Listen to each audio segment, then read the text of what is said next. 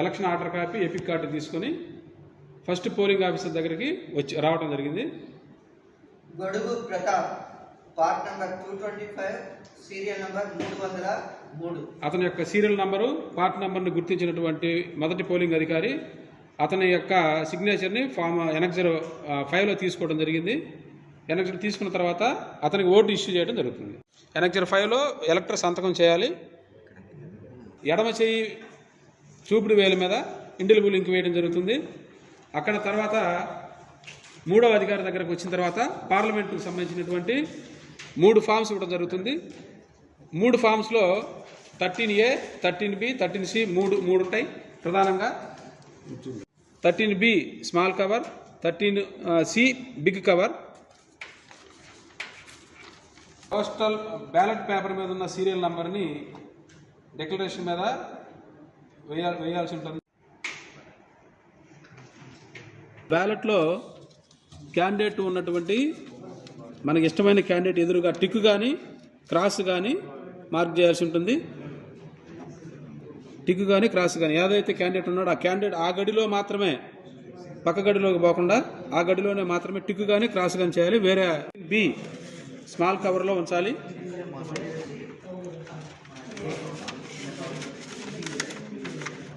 గురించి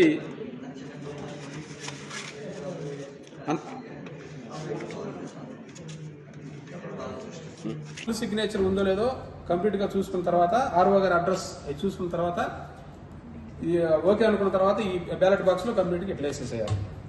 4వ అధికారి మళ్ళీ మనకి అసెంబ్లీకి సంబంధించినటువంటి పత్రాలు ఇస్తారు. ఈ పత్రాల్లో ప్రధానంగా మనకి డిక్లరేషన్ ఒకటి, బ్యాలెట్ ఒకటి, cover small cover, big cover మళ్ళీ ఇందాక ఎలా ఉన్నాయో అలానే ఉంటాయి. ఈ కవర్లలో మళ్ళీ నెక్స్ట్ మనకి గెజిటెడ్ ఆఫీసర్ దగ్గరికి వెళ్తే గెజిటెడ్ ఆఫీసర్ మన సిగ్నేచర్ తీసుకున్నాం.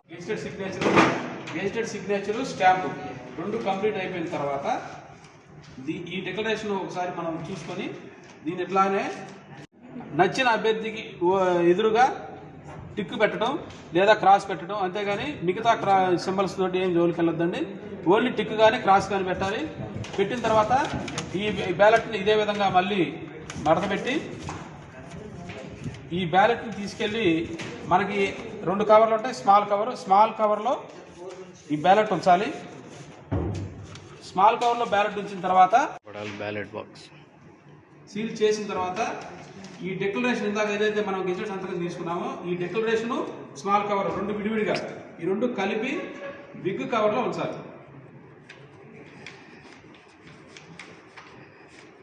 బిగ్ కవర్లో ఉంచిన తర్వాత ఈ బిగ్ కవర్ను కూడా మళ్ళీ సీల్ చేసేసేయాలి. సీల్ చేసిన తర్వాత ఫ్రమ్ డాష్ అని ఉంది ఇక్కడ. ఫ్రమ్ మనకి ఇక్కడ 97 నర్సాపేట ఏదైతే అది నర్సాపేట రాసి ఇక్కడ క్యాండిడేట్ యొక్క ఫుల్ సిగ్నేచర్ చేయాలి.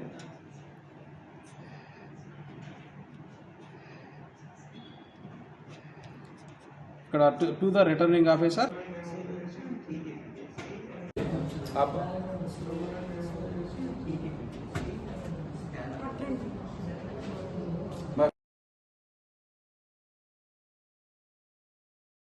of water and in charge of register of water.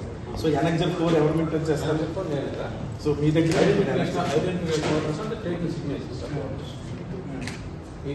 ఈ కూడా మీరే చూస్తారు. ఓకే, తర్వాత మీరేమో ఇండెలిబుల్ లింక్ వేస్తారు సెకండ్. ఓకే, మీరేమో in charge of ballot paper. So ballot paper serial number, ఇక్కడ డిక్లరేషన్. సో ఇక్కడ డిక్లరేషన్ దగ్గర ఖచ్చితంగా ఈ సీరియల్ నెంబర్లు, ఈ కాస్ట్ బ్యాలెట్ నెంబరు మీరే వేయాలి. డేట్ ఎవరు వేస్తారు? మీరే డేట్ వేస్తారు. సిగ్నేచర్ ఆఫ్ ఎలక్టర్, ఇక్కడ ఎలక్టర్ ఎవరైతే వచ్చారో వాళ్ళు వేస్తారు.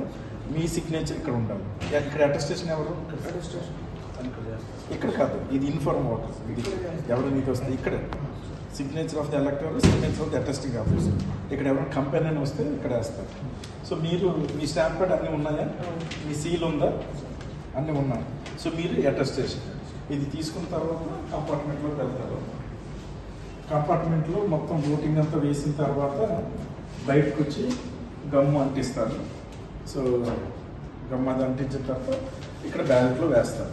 అంతే కదా. దెన్ సెకండ్ మీ సెకండ్ బ్యాలెట్ ఇస్తారు మీరు.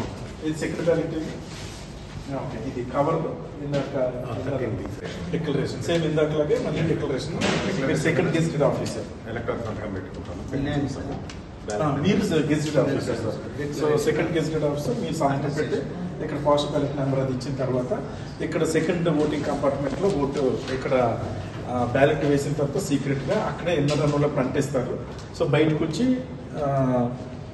అవుటర్ రన్లో అంటించిన తర్వాత పోస్టల్ బ్యాలెట్లో వేస్తారు, ఇక్కడ బాక్స్లో వేస్తారు. సో ఇది అదర్ డిస్ట్రిక్ట్ మనకి 6th ఉంటుంది కాబట్టి 6th ఉండే వాటికి ఇక్కడ ఇలా అదర్ డిస్ట్రిక్ట్ పోస్టల్ బ్యాలెట్ ఒకటైనా పెట్టవచ్చు, అక్కడ ఉన్న కంఫర్ట్ బట్టి 6 2 పెట్టుకోవచ్చు. దాన్ని బట్టి వాళ్ళు ప్లాన్ చేసుకోవాలి. సో ఓవరాల్గా ఒక్కొక్క ఫెసిలిటేషన్కి ఒక ఏఆర్ఓ లెవెల్లో అక్కడ ఇన్ఛార్జ్ ఉంటారు, వాళ్ళు బూత్స్ బయట మొత్తం మానిటరింగ్ చేసుకోవాలి.